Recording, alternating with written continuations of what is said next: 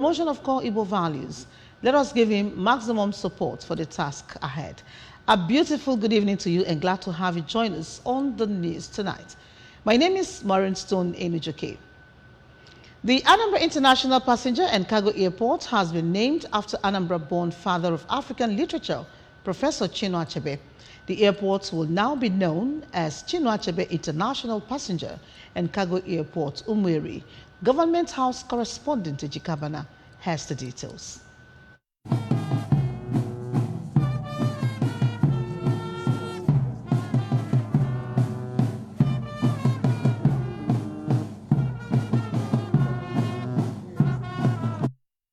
Governor Chukwuma Soludo made the announcement at Nigeria's 63rd Independence Anniversary celebration held at Dr. Alex Ekwueme Square, Awka. Governor Soludo said that the renaming follows his administration's deliberate effort to recognize the efforts of Nigeria's past heroes. He explained that legacy is about impact of human life and civilization, describing Chinua Achebe as an African and global hero who has not been immortalized at home since his demise, while explaining that the renaming of the airport after the literary icon followed wide consultations. While commending Nigeria's heroes past, Governor Soludo said that the celebration of the independence anniversary offers an opportunity for deep reflection to chart a new course towards the future, identifying patriotism, selfless service, among others, as some of the attributes of most of Nigeria's heroes past. The governor noted that federal and various state governments have tried to immortalize the heroes, expressing his administration's strong commitment to reclaiming the soul of the society by celebrating the values of the founders of the country. He paid glowing tributes to all the founding fathers who demonstrated nationalism, adding that though there are squandered opportunities,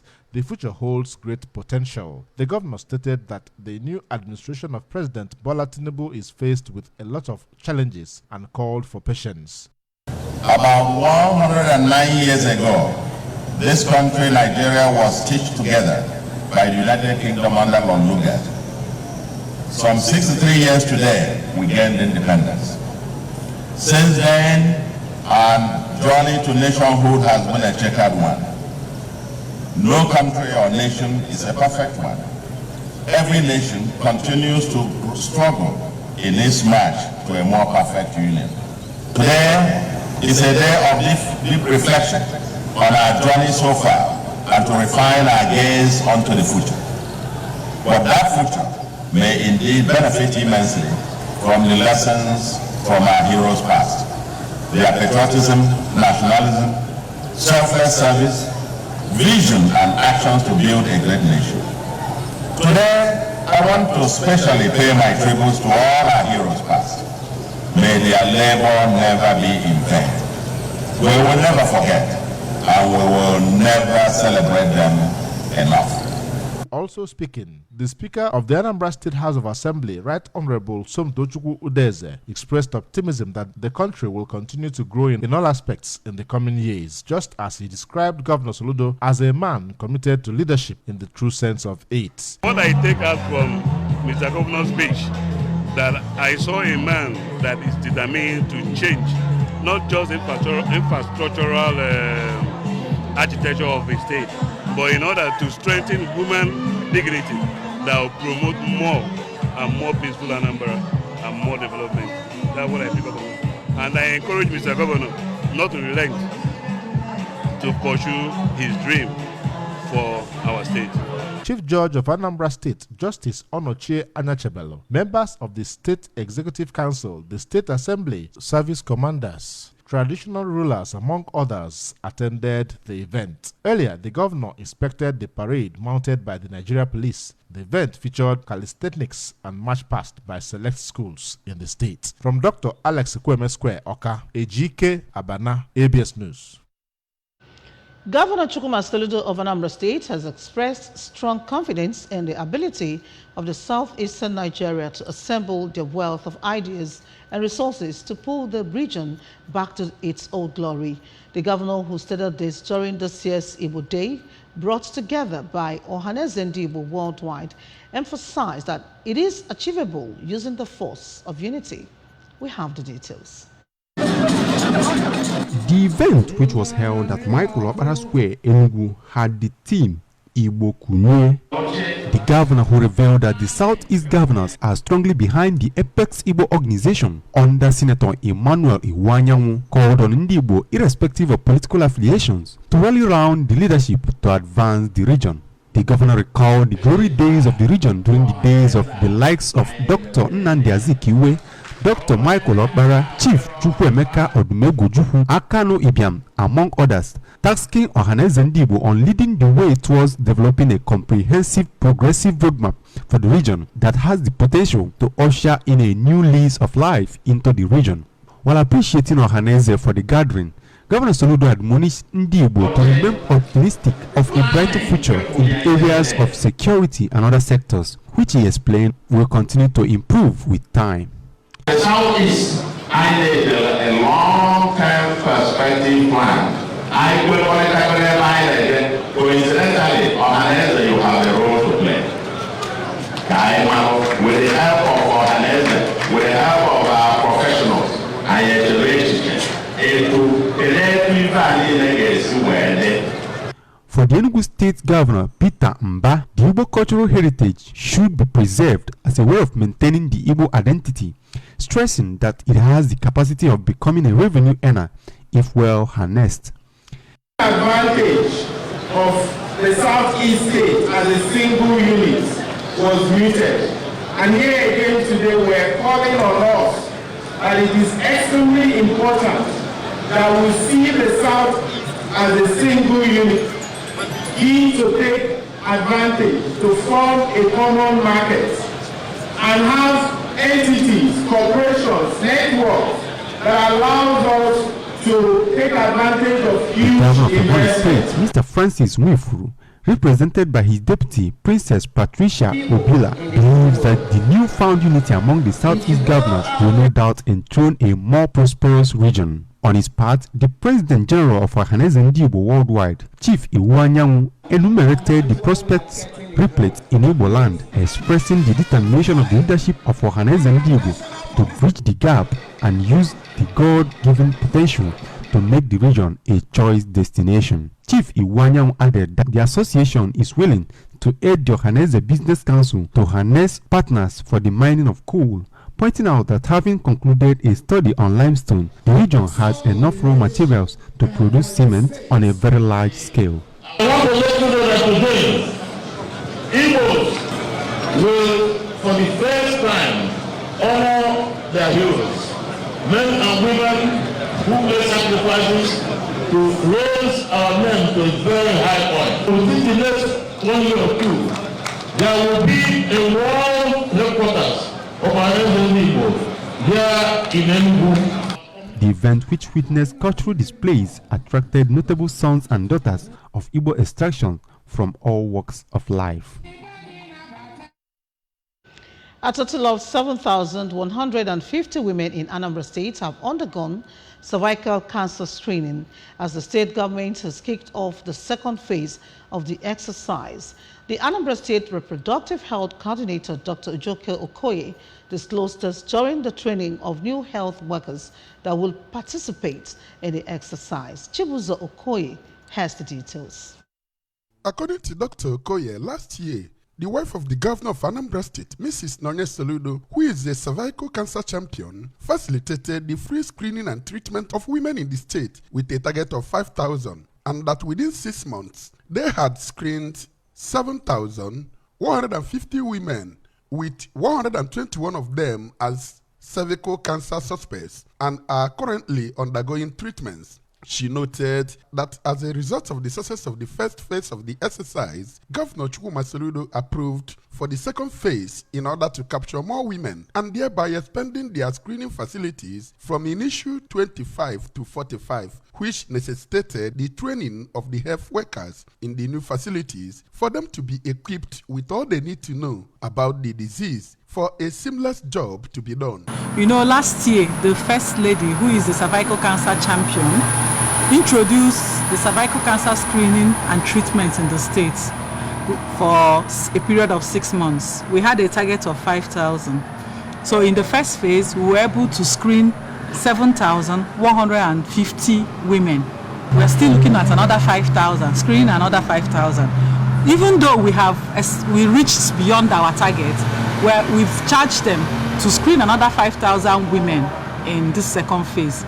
And from what I'm seeing, they are equal to that tax. Dr. Chinedu Agu from the Federal Medical Center Onitsha, who is the trainer, made it clear that cervical cancer could be genetic and that there are other things that can predispose a woman to having the disease, like early intercourse as well as early bearing of children, among others. Dr. Agu, who noted that the major infection that causes the disease is human papillomavirus HPV, which he said is sexually transmitted, revealed that the virus can be stopped through vaccination of young girls, which he confirmed is currently ongoing. It's actually a good one because what we want is to see that there is reduced maternal mortality coming from cervical cancer. And for us to do that, we have to start from the beginning, which is screening our women to be sure they don't have it. Once they're screening, they're treating. So that we don't lose some of these women. After screening, you tell them to come back for treatment, they don't come. What we're doing here is screen and treat, which is a very laudable program from the Ministry of Health. One of the participants, Mrs. Loretta Olisa, from Primary Healthcare Center Oba 2 in Idemili South Local Government Area, said that what she has learned from the training has properly positioned her to discharge her duties effectively and efficiently.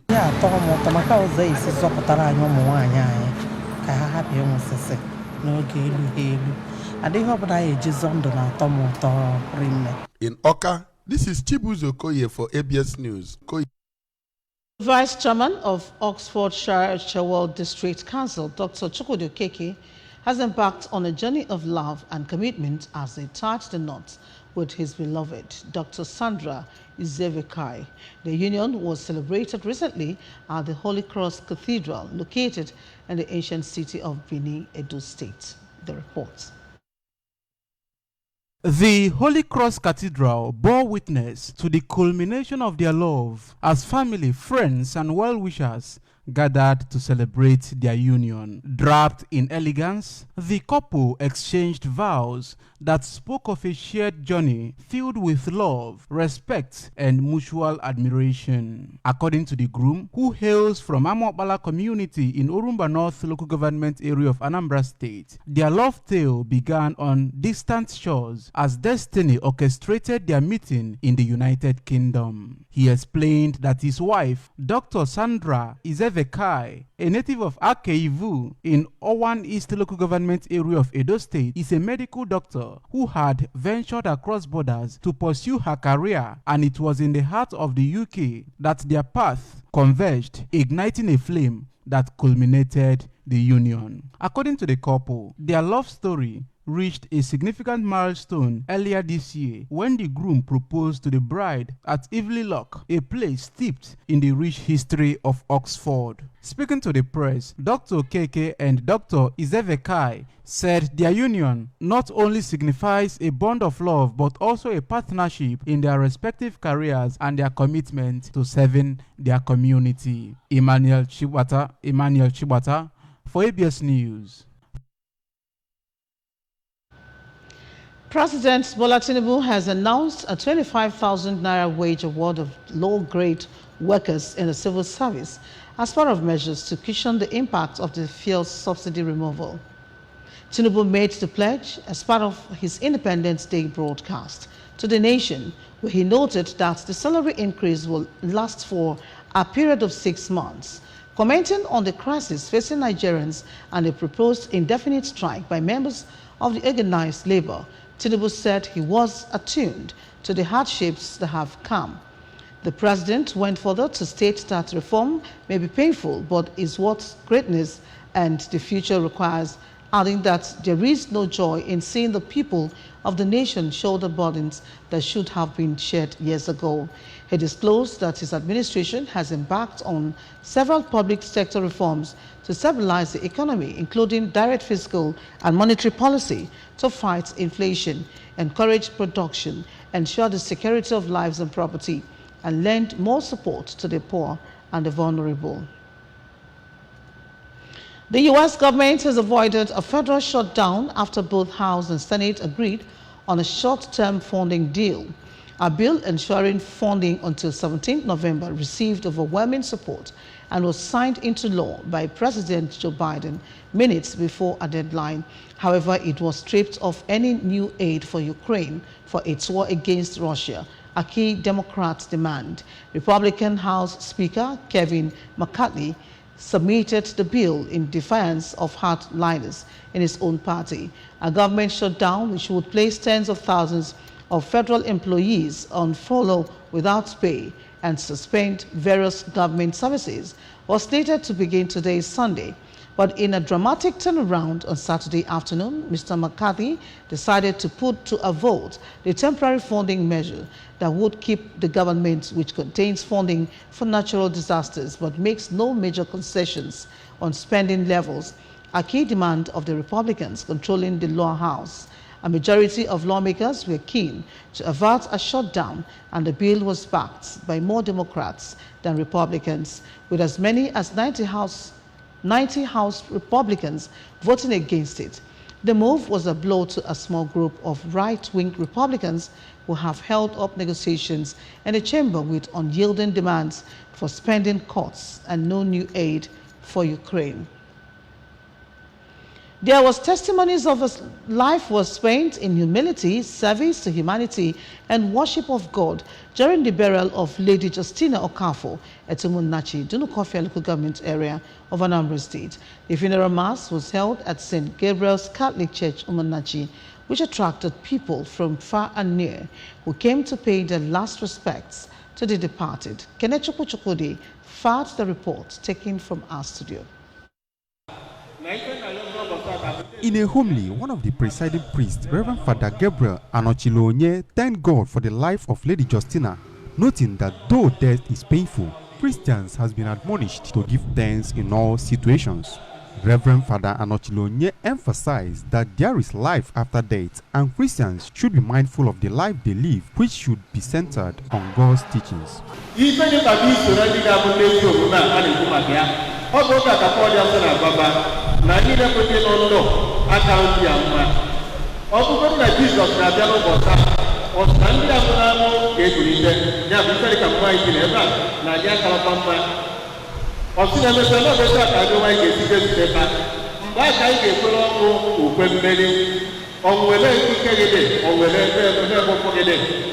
The eldest son of the deceased, Sir Sonny Okafor, described his late mother as a tireless giver who was always eager to render service to others, especially the less privileged and widows, and was strongly rooted in God through her faith.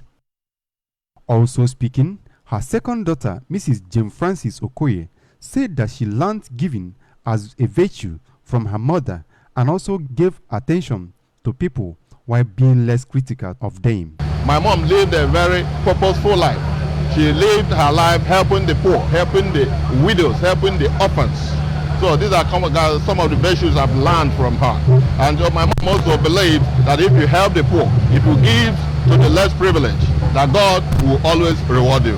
Her other children who spoke after her interment, including Mrs. Juliet Akujeze and Chukwunonso Okafor, said their mother was a resourceful woman who, despite losing her husband early, was strong and hardworking and imposed good morals on them. Chief Emeka Nwosu, who came to condole with the family, said though the death of a mother is painful, God will give them the strength to bear the irreparable loss. Others who condoled with the family, including Mr. Ifeanyi Ekpundu and Chief Bertrand Anekwe, said the woman was an embodiment of peace and a mother to all, and urged the family to keep their legacies alive. The funeral ceremony was also attended by the Speaker, Anambra State House of Assembly, Right Honorable Sumto Udeze, the minority leader of the State Assembly, Honorable John Bosco Aka Ebobi, and host of other dignitaries. Anambra State contingent to the 7th edition of the National Youth Games finished 8th on the final medals table with 7 gold, 6 silver and 9 bronze medals, while Delta scooped 51 gold, 34 silver and 31 bronze medals to win the 7th NYG back-to-back.